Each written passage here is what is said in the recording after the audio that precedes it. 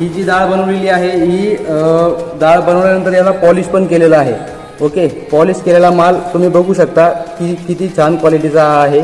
त्यानंतर ही मुगाची डाळ आहे, ही तुम्ही पाहू शकता किती छान प्रकारे हे प्रोडक्ट बनलेलं आहे.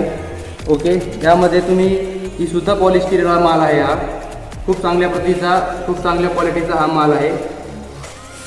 त्यामध्ये या उच्च प्रतीचा जो माल बनवलेला आहे त्यामध्ये त्यांनी तुम्हाला डेमो दिला, खूप चांगल्या प्रकारे डेमो दिला आहे. खूप चांगल्या प्रकारे मशीन कसं हँडलिंग करायचं, कशी सुरुवात आहे, कशी प्रोसेस आहे, स्टेप बाय स्टेप सगळ्या गोष्टी त्यांनी खूप चांगल्या व्यवस्थितपणे मला समजून सांगितलेल्या आहेत.